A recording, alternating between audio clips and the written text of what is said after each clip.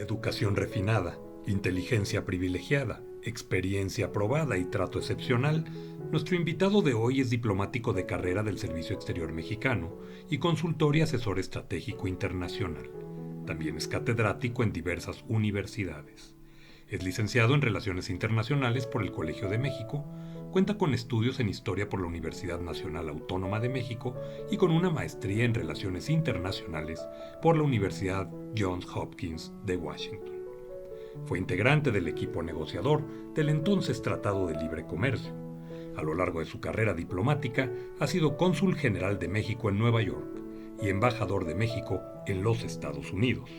Asimismo, ha sido asesor de diversos secretarios de Relaciones Exteriores. Por su destacado trabajo durante su desempeño como embajador de México en Estados Unidos, se convirtió en el decano de los embajadores latinoamericanos. Ha sido también condecorado por los gobiernos de Suecia y España y ha recibido numerosos premios y reconocimientos por su labor diplomática. Hoy con nosotros, Arturo Sarucán. Estimado Arturo, me da mucho gusto saludarte esta tarde y preguntarte, ¿y tú cómo estás? Hola Julio, buenas tardes, un placer. Espero que tú estés bien. Yo estoy bien, pero ciertamente en estos días inquieto y preocupado por el tenor que está adquiriendo la relación más importante en México en el tablero internacional, que es evidentemente la relación con Estados Unidos. Claro que sí, mi querido Arturo, yo aprovecho para darte las gracias por este espacio y vamos directo a los temas que nos ocupan.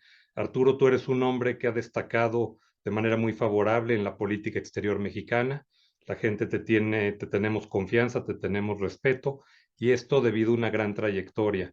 Te ha tocado indudablemente jugar un papel muy importante como funcionario público, pero también fuera del servicio público como un interlocutor entre ambos países.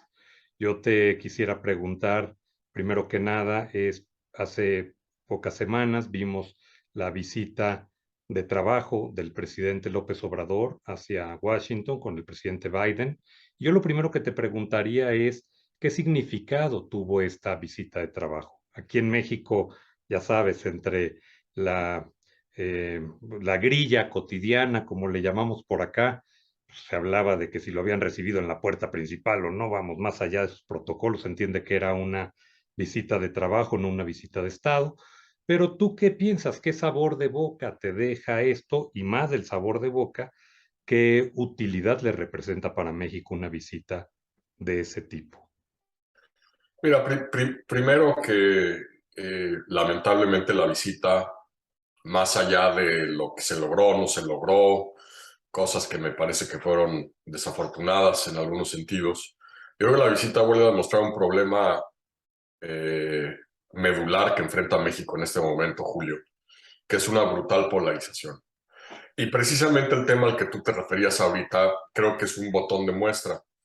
Eh, todo este mito urbano de que había habido un desaire protocolario del presidente, pues no es cierto. Es decir, me tocó a mí, ahora sí que de un día al otro pasé, por decir que esto, cuando se anuncia la visita, hay muchos en México que dicen, la visita ha estado el presidente a Washington. No, esto no es una visita a Estado, no conlleva el protocolo de una visita a Estado, es el país receptor el que decide a quién le otorga una visita al Estado, digamos, es la manera en la que se distingue en el protocolo diplomático de manera muy particular a jefes de gobierno, o en este caso jefes de Estado de otras naciones. Señalaba yo que es preocupante que ya llevamos, y seguramente esta no va a ser la excepción, que llevábamos sexenio y medio de que no hubiese México tenido una visita a Estado a Estados Unidos. A Peña Nieto nunca se le otorgó una visita a Estado, ni Obama ni Trump, y pues evidentemente para cómo van las cosas no parece factible que al observador le vayan a dar una visita de Estado a Estados Unidos. Y entonces un poco explicaba pues, en qué consistía, que esto en realidad era una visita de trabajo, y bueno, pues ya te imaginarás, se te van encima en las redes sociales. Y a los pocos días, cuando estaba todo este rollo de que había habido un desaire protocolario, y decir, pues no es cierto, es decir, precisamente porque en una visita a Estado no se le recibe en el pórtico principal de la Casa Blanca, entra directo al ala oeste de la Casa Blanca. Entonces ahora todos los otros se te echan encima que porque estás defendiendo al presidente, ¿no? Y yo creo que esto primero te demuestra un problema real, que es que más allá de este tema de la relación de México con Estados Unidos, la política internacional de México, cualquier tema de política pública, estamos navegando en aguas tan polarizadas y tan maniqueas que es bien difícil hilar delgado en este y en muchos otros temas de la política pública mexicana. Entonces, habiendo dicho esto, mira, yo creo que el viaje fue, primero hay que entender en qué contexto se da ese viaje. Es decir, el presidente venía de boicotear La la cumbre. cumbre de Los Ángeles, la cumbre de las Américas, y además de boicotearla de una manera francamente muy preocupante, porque lo que el presidente López Obrador hizo fue emboscar pública y diplomáticamente al presidente Biden cuando decide anunciar, sin habérselo comunicado antes previamente en privado, sin haberle transmitido, oye, me preocupa.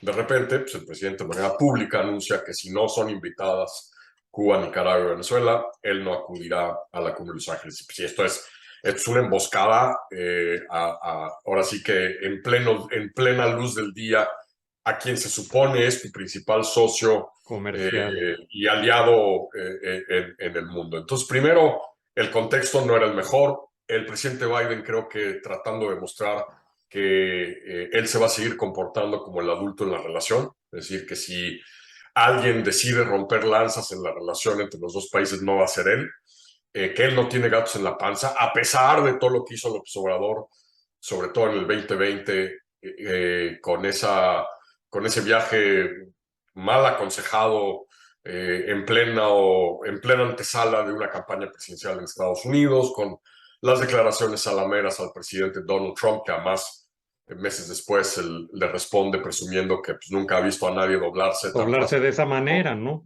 como a México. Luego, cuando decide no felicitar a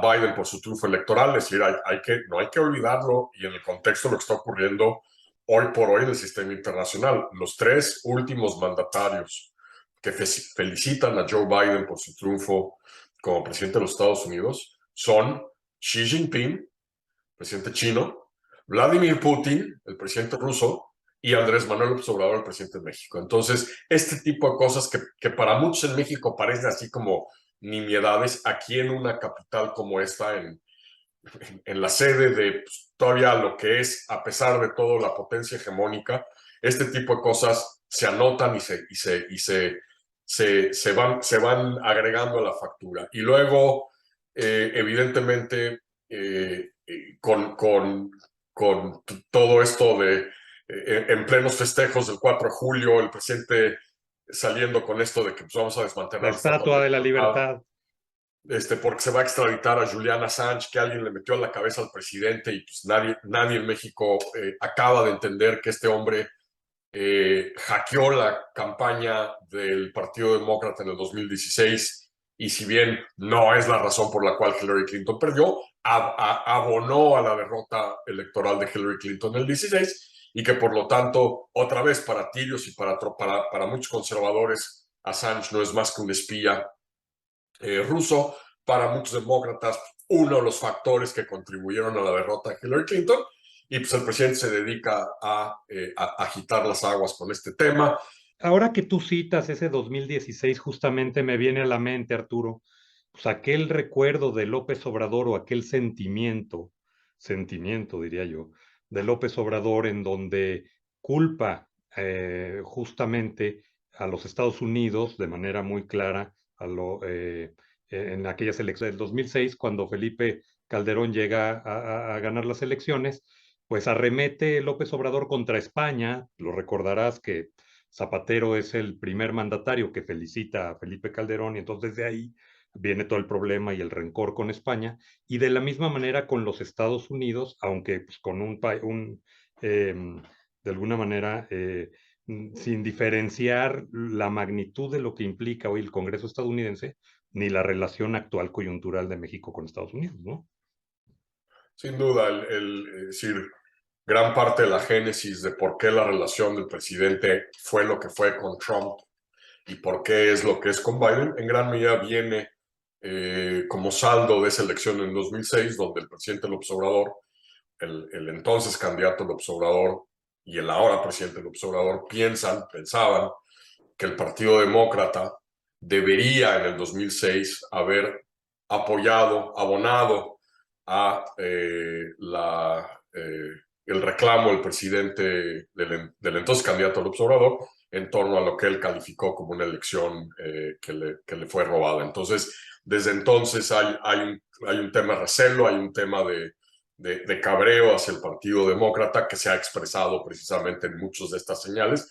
Y el otro tema, evidentemente, pues, el presidente López Obrador, que es un hombre inteligente, sin duda alguna, entendió que a Donald Trump, fuera del tema del manejo de la seguridad en la frontera, particularmente vinculada con la migración, le importaban un pepino y medio los demás temas de la agenda bilateral y sobre todo no iba jamás a levantar la voz con respecto a temas de política interna mexicana. Joe Biden es muy distinto, es quizá el presidente que llega a la oficina oval con el mayor kilometraje andado en la relación con México y en la relación con América Latina, mucho más dispuesto en privado o en público a manifestar su preocupación sobre temas como la erosión democrática, la erosión de contrapesos, etcétera, los ataques a la prensa, etcétera. Entonces, esta combinación es lo que creo que nos ha puesto en esta tesitura complicada y paradójica, porque un presidente que siempre usó la emboscada diplomática, el ultimátum, el alcahueteo político electoral de nuestro país, como fue Donald Trump, el presidente pues, no hizo más que doblar las manos o doblar la rodilla y todavía encima de todo, pues llenarlo de florituras cuando viene a la Casa Blanca en el verano de 2020. Un presidente como Joe Biden que ha hecho todo lo posible por mandar la señal de que él no quiere, él quiere tener una relación constructiva, propositiva, con tracción estratégica con México, que está reconstruyendo todo el andamiaje bilateral que Trump o evisceró o ignoró. A este presidente sí andamos con provocaciones, con bravatas, con amenazas, con ultimátums. Entonces ahí pues, hay una gran paradoja y creo yo, lamentablemente, también una oportunidad desperdiciada, ¿no? Entonces, es en todo este contexto en el que se da el viaje. El viaje, sin duda, por lo que había ocurrido con Los Ángeles, la agenda de esa reunión básicamente estuvo determinada por Estados Unidos. Si tú ves la agenda temática, si ves el comunicado conjunto que emiten los dos gobiernos al final de la reunión, son básicamente prioridades y temas que le preocupaban a Estados Unidos en toda una serie de frentes. El tema del soliloquio del presidente López Obrador en la oficina oval, pues desafortunadamente, es decir, otra vez un poco es un tema de forma, sin duda, pero también es un tema de fondo. Y es un tema de fondo porque ese soliloquio de 30 minutos, pues no se dieron cuenta que lo que hizo fue canibalizar la sección de trabajo que tenía que ocurrir después posterior entre las dos comitivas, en donde había que desahogar temas como, por ejemplo, algunas de las preocupaciones en materia política energética, y que es posible que como resultado de que no haya sido posible desahogarlas a cabalidad en los Sinoval con el presidente Biden, Estados Unidos tomó la decisión de hacer algo que ya tenía preparado desde hace por lo menos mes y medio, 2 meses, que aquí cualquier persona que tenga media oreja sintonizada a lo que está ocurriendo en esta capital sabía que USTR tenía ya preparado el anuncio de solicitud de consultas, y lo que la reunión hizo fue detonar la decisión de pues ahora sí que apretar el gatillo y pedir las consultas. El otro tema que también es importante es que cuando el presidente se avienta su rollo y con toda la prensa ahí presente le dice al presidente Biden que pues, los estadounidenses están cruzando a territorio estadounidense para comprar gasolina, claro. pues le está metiendo un ramalazo al presidente Biden, porque el presidente Biden, precisamente una de las razones por las cuales trae problemas en sus números de aprobación en las encuestas, son por los altos niveles de inflación y en particular por los altos niveles de inflación en los precios de las gasolinas, de los combustibles acá en Estados Unidos. Esa declaración generó mucha molestia en círculos que además, curiosamente, Julio, no son los que necesariamente llevan ni la política exterior, ni la relación con México.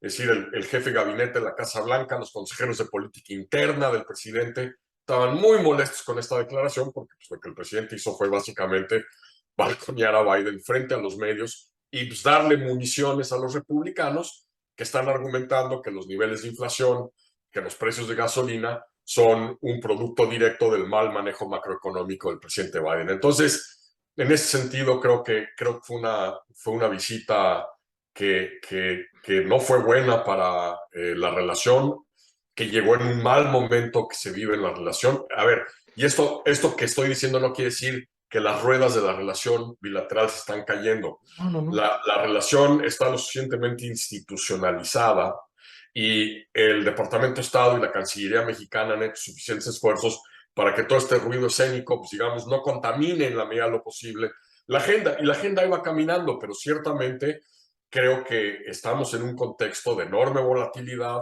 Estamos a meses de que, como ocurre cada 12 años, coincidan dos ciclos presidenciales electorales Electorales con en México. México y en Estados Unidos, y ambos países iremos a las urnas en el 2024 para escoger nuevo presidente, con la posibilidad de que un Donald Trump pueda volverse a lanzar con el mismo manual de alcahueteo y de alcahueteo político electoral y de uso de México como piñata electoral, y con un presidente que, si nos atenemos un poco a la narrativa y al discurso que hemos visto en los días posteriores a la decisión estadounidense de pedir consultas, pareciera que tenemos un presidente determinado a usar el resorte del antiyanquismo en México, que además me parece que eh, el que había en sus épocas Ya de no hay. político priista a lo que hay ahora, hay un cambio importante allí en México en términos de percepciones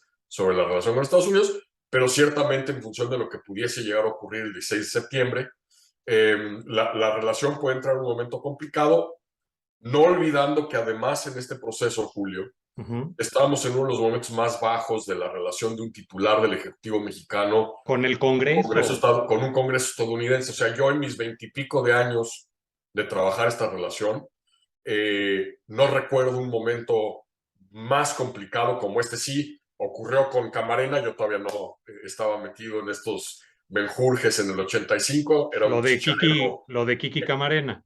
Lo de Kiki Camarena era un chicharero yo allí en la universidad, pero digamos, desde 85 no veías esta dinámica tan negativa en la relación entre el legislativo estadounidense y un titular del Ejecutivo mexicano. Entonces, este tema preocupa porque además no hay que olvidar que en 2026 ya habrá otro sexenio en México, habrá o una administración Biden 2 o otra administración aquí en Estados Unidos, pero en el 2026 vamos a tener esta primera aduana de revisión del TEMEC, Tratado de Libre Comercio, claro, sí. del tratado, que una cláusula que fue acordada como parte de la renegociación del TLCAN al TEMEC. En 2026 se va a tener que revisar el funcionamiento del acuerdo, y los congresos, los dos congresos mexicano, estadounidense y el Parlamento canadiense Ya no van a van a ser jugar los un papel mismos. fundamental en la revisión del TEMEC. Entonces, ahí hay un tema complicado que se nos viene encima. Yo justamente te quería preguntar de eso. A ver, voy a hacer una recapitulación de lo que nos has hecho a favor de decir.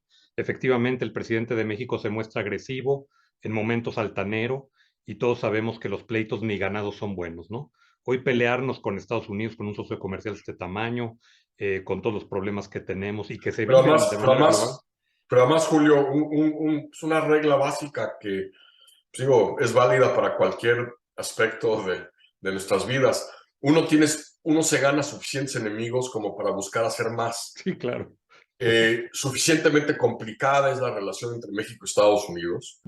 Suficientes percepciones negativas tenemos entre sectores de la población estadounidense, pues, por los temas de la migración, la corrupción, el crimen organizado, etcétera, en nuestro país, como para pues, poder andar todavía dándonos el lujo de comprar pleitos y enemistades gratis, ¿no? Hay señales además muy claras, Arturo, que han mandado los congresistas de los Estados Unidos. Prácticamente se han pronunciado sobre México, se han pronunciado sobre los asesinatos de periodistas. Vamos, tuvieron una dinámica de participación previa a la visita y durante la visita muy activa. Prácticamente ahora también eso de ir a decir en la reunión que la gran fábrica del mundo es China, pues también representa otra vez un tacto que yo denominaría como tacto de proctólogo, ¿no? Ir a casa de tu invitado a rayarle la carrocería, pues creo que suena muy complicado. Y bueno, tal es así que el tema que estamos viendo pues ayer y hoy justamente, ¿no? Cómo la relación Estados Unidos-China otra vez con Taiwán en medio se empieza a complicar y otra vez vienen una serie de problemas que México lo mejor que puede aspirar sería tener una buena relación, pero más de la buena relación también, Arturo, yo diría, ¿no sería la oportunidad de aprovechar para que retomáramos esta cadena de suministro Canadá, Estados Unidos, México, más allá de las pasiones aquellas, comportarnos con altura y con oportunidad comercial, lo digo en buen sentido, no oportunismo, oportunidad. Sin duda es una oportunidad de oro. Y paradójicamente, Julio, debo decirlo, creo que el presidente López Obrador la entiende. Claro, Es decir, a mí me ha tocado escuchar al presidente articular, a veces de manera poco clara, pero creo que el presidente tiene muy clara la película en términos de las oportunidades que encierra frente a China la competitividad norteamericana. Entonces, la gran oportunidad que tenemos frente a nosotros es que en esta coyuntura de pues, las crecientes tensiones diplomáticas y geopolíticas con China, con la desaceleración económica en China, con el impacto de las políticas de cero COVID que están generando importante impacto en cadenas de suministro y líneas de proveeduría en China, con la preocupación de muchas empresas de que el conflicto con China se puede profundizar. Estás empezando a ver una migración muy importante de inversión y de capacidad operativa de China hacia Norteamérica y la oportunidad que tiene México en esta coyuntura.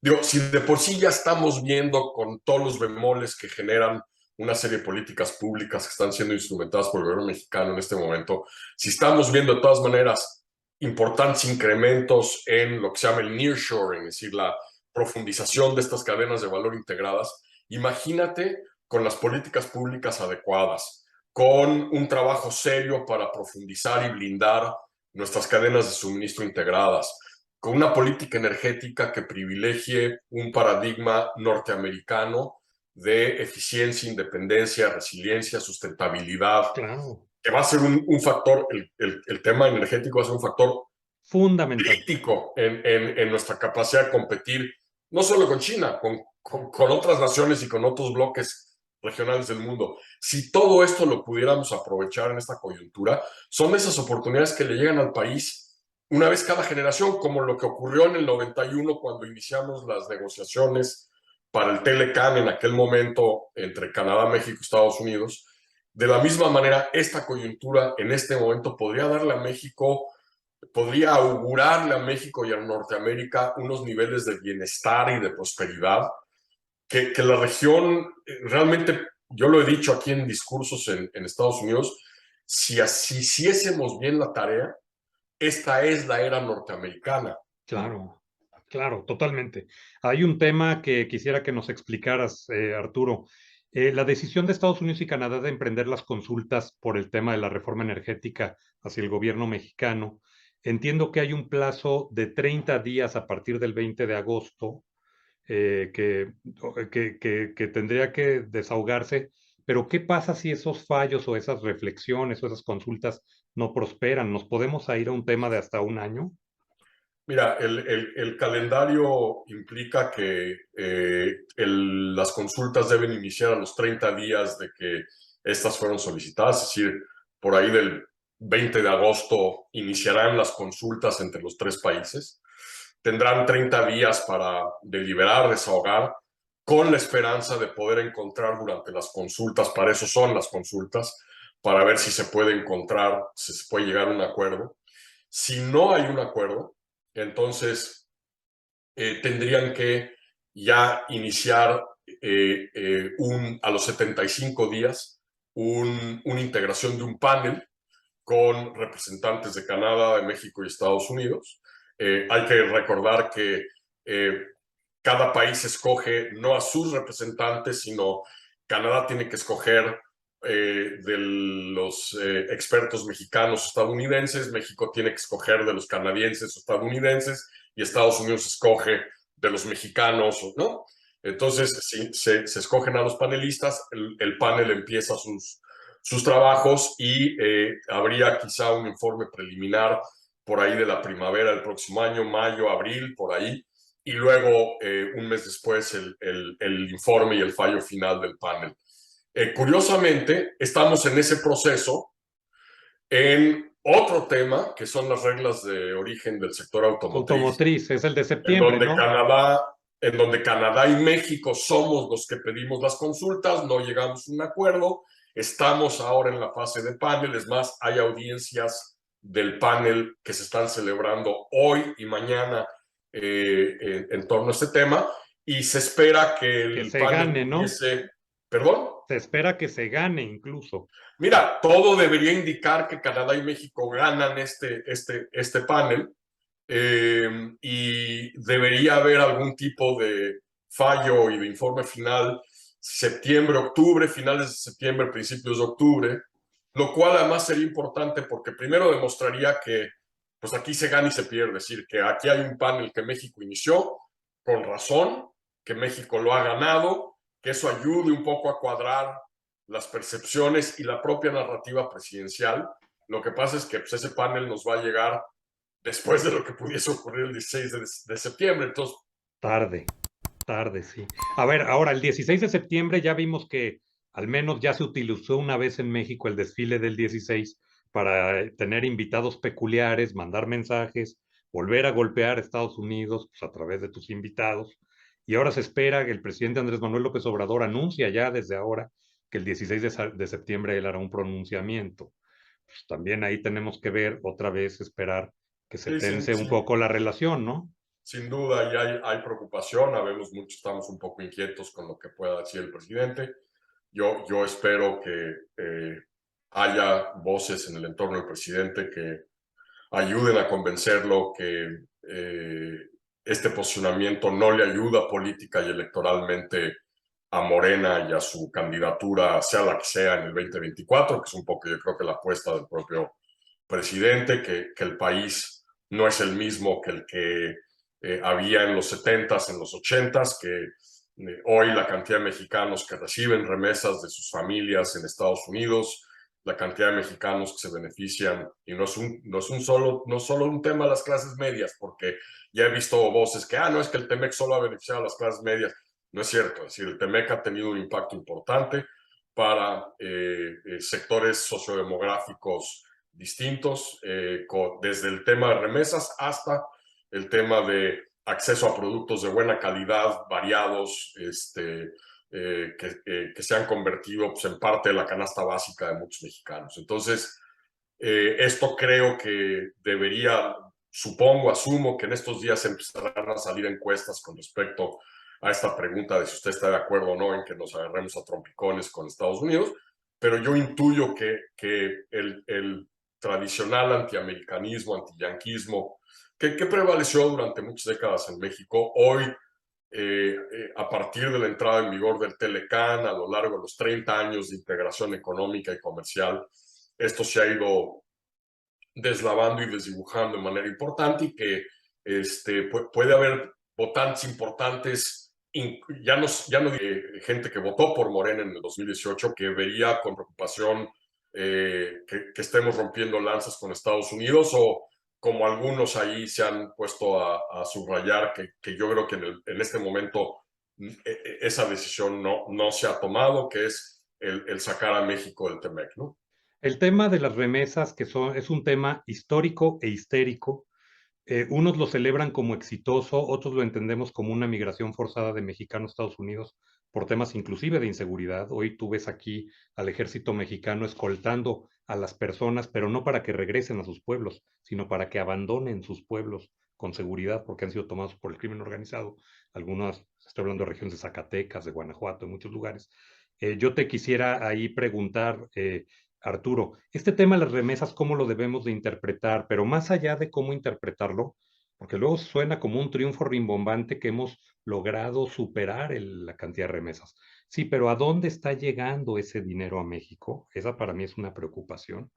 ¿Y qué parte de los cárteles o qué parte del lavado de dinero o qué parte de esta descomposición financiera, delincuencial tiene que ver? Y el otro tema que te quería preguntar también es, casualmente a los 2, 3 días de la visita del presidente López Obrador a Washington, recapturan a Caro Quintero. O sea, eso no nos puede hablar más que de que los cuerpos de alta inteligencia en los Estados Unidos y de seguridad sí tienen su chamba perfectamente hecha, ¿verdad?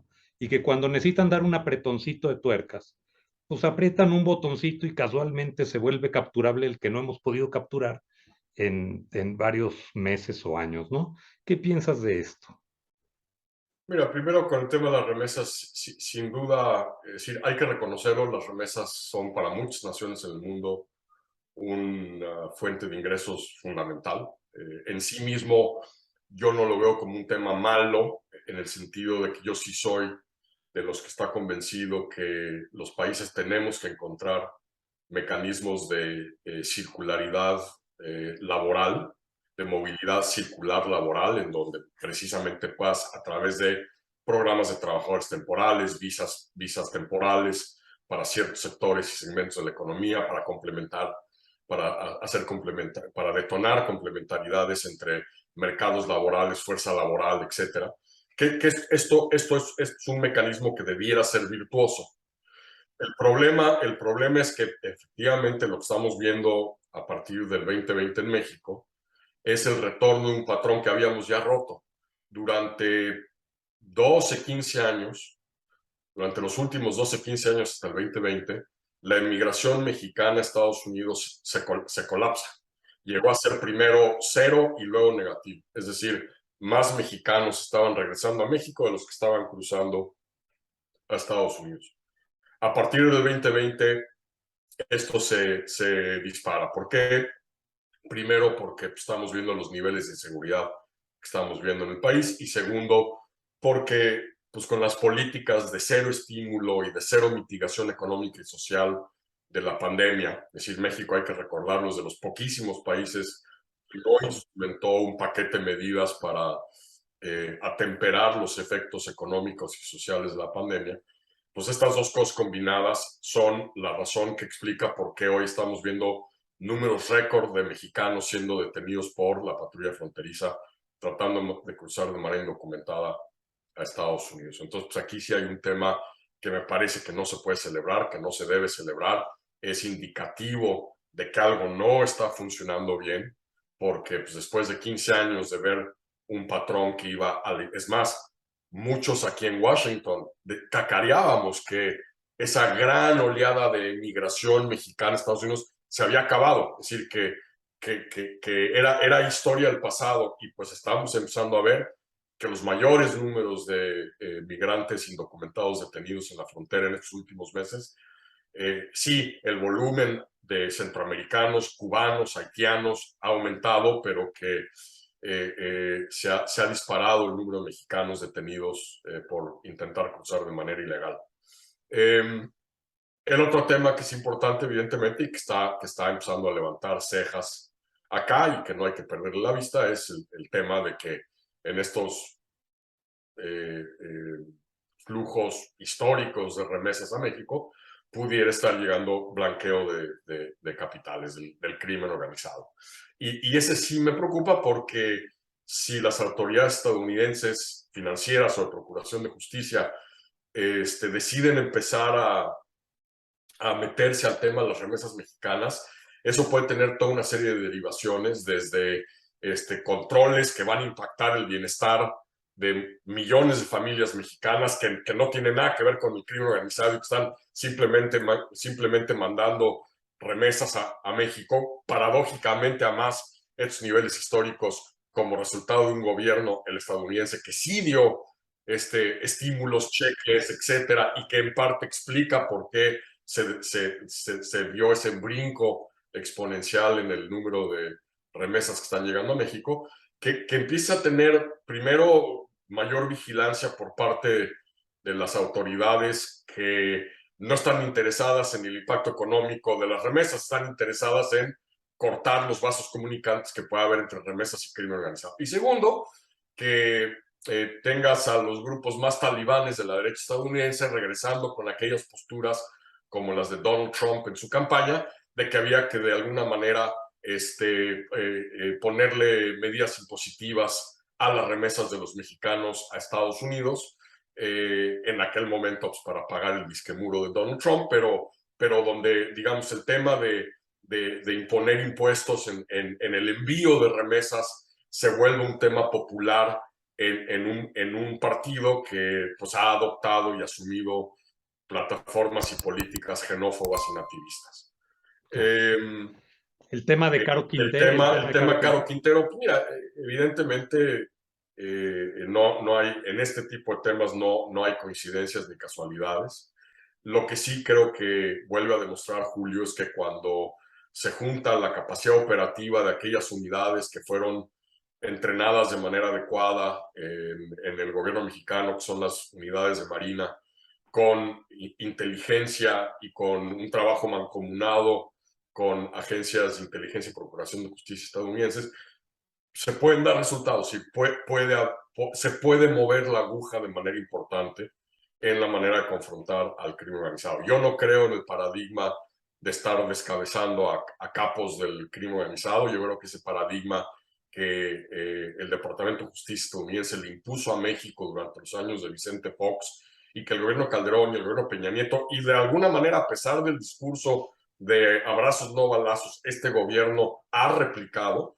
El tema del arresto de Caro Quintero demuestra que cuando se empatan las capacidades operativas de aquellas unidades que han sido adecuadamente entrenadas, que tienen el escrutinio y las medidas y los protocolos de confianza adecuados, junto con la inteligencia accionable por parte de dependencias estadounidenses, se puede efectivamente encontrar y detener a personajes como Caro Quintero, ¿no? Ahora, la gran interrogante ahora en estos días es evidentemente si la extradición va a proceder o no, porque si no procede, pues vamos a volver a abrir otro frente ahí de tensión con un tema que ha sido históricamente una de las grandes litis del sector procuración de justicia estadounidense con México, que es el tema Camarena y anexos, ¿no? Que es Caro Quintero, etcétera. Totalmente. Finalmente, Arturo, y en respeto a tu tiempo, yo te diría, vienen elecciones en los Estados Unidos, obviamente este noviembre las cámaras, el Congreso, pues van a tener ahí algunas pruebas de fuego, ya hay muchas cosas que se prevén que podrán venir en cuanto a resultados, pero finalmente en el 2024 también hay una elección presidencial, justamente la que tú nos hacías favor de hablar, donde se empata con la de México. Y hoy yo pensaría que el único candidato demócrata que puede derrotar a Trump es justamente el presidente Biden.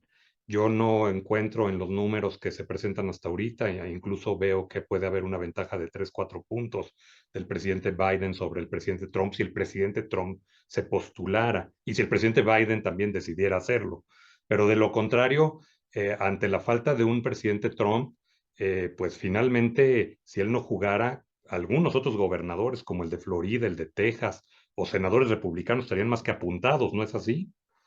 Sin duda, es decir, si Trump decide lanzarse a la nominación, me parece imposible que cualquier otro precandidato o suspirante republicano no solo pueda contender con el expresidente, sino que incluso se anime a levantar la mano y decir, pues yo también compito por la nominación. Habiendo dicho esto, es claro que si la elección fuera hoy, el único que puede derrotar a un presunto candidato Trump es Joe Biden, por el mismo margen, básicamente, con Que el la cual le vez ganó el pasada. 2020. Uh-huh. Esto es lo que en parte ha hecho que el presidente Biden, por lo menos en público, siga insistiendo que tiene las intenciones de volver a competir en el 2024. En parte por esto y en parte porque también, como tú lo sabes bien, pues cualquier presidente estadounidense que anuncie con 2 años de gestión frente a él que no piensa buscar la reelección, pues se convierte automáticamente en lo que acá se llama un pato cojo, el famoso lame duck, es decir, un presidente sin capacidad de sacar nada adelante porque pues, ya todo el mundo sabe que no va a competir y el país y el partido y los dos partidos entran en dinámicas distintas. Sin duda, hay un tema de debate abierto importante en el seno del Partido Demócrata en torno a si el presidente Biden debe o no volver a contender. La única razón por la que no es mucho más abierto y mucho más claro es precisamente por lo que nos están dando los números en términos de una posible competencia Trump-Biden, pero sin duda yo creo que, y de alguna manera sí lo reflejó Biden en la campaña, en la pre-campaña demócrata, cuando dijo que pues, él buscaría ser un presidente de un solo periodo, que ese relevo generacional en el Partido Demócrata tiene que ocurrir. De ganar Biden, si es que se llegase a postular, sería el presidente por mucho más viejo en la historia de los Estados Unidos en asumir el poder. Hay tensiones importantes al interior del Partido Demócrata entre el ala más progresista y más joven del partido.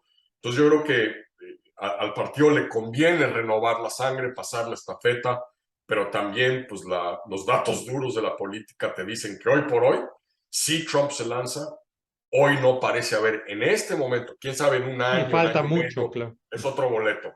Pero hoy, si la elección fuese hoy, el único demócrata que puede derrotar a Donald Trump sigue siendo Joe Biden. ¿Qué consejo nos darías para reconstruir la relación con el Congreso norteamericano finalmente? Pues mira, Julio, primero dejar de lado los ataques ad hominem y las descalificaciones, no sirven de nada. Hacer un trabajo fino de reconstrucción de la relación desde el Ejecutivo y desde la Cancillería mexicana, sin duda. Es decir, se dice fácil, pero el presidente López Obrador ha venido 3 veces a Washington y ni una sola vez ha tenido encuentros con congresistas estadounidenses. Ni siquiera en el momento en que vino con Trump a disque darle el banderazo de Por salida el tratado. al TEMEC, que no hay que olvidarlo, es importantísimo, así como en el 93 fue el Partido Republicano el que otorgó el mayor número de votos para la ratificación legislativa del TELECAN.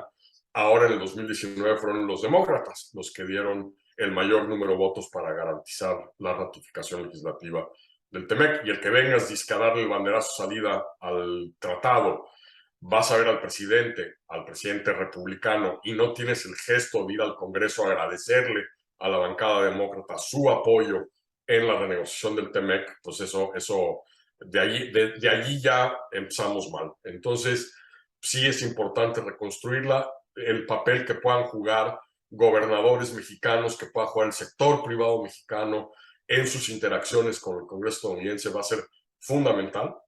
Pero pues va a ser una tarea discreta, de picar piedra todos los días, Constante, constante. constante, que no se está haciendo en este momento. Pues Arturo, muchos retos por hacer. Te agradezco mucho la lucidez de tus comentarios, de tu análisis. La verdad que eres un gran mexicano. A mí me enorgullece mucho ver siempre tu postura mesurada, puntual, valiente también, porque no te quedas las cosas. Las expones con gran conocimiento y con sensibilidad. Y te agradezco mucho que me hayas otorgado este espacio. Qué amable, Julio, te lo agradezco y es un placer estar aquí en este espacio tuyo echando esta tertulia sobre temas que son realmente esenciales para la vida de México y de los mexicanos de los dos lados de la frontera. Así es, mi querido Arturo. Pues te envío un abrazo. Espero verte pronto cuando vengas a México o andemos por Washington en próximas fechas. Pero te mando un abrazo muy caluroso. Igualmente, muchos saludos. Gracias, muy buenas tardes.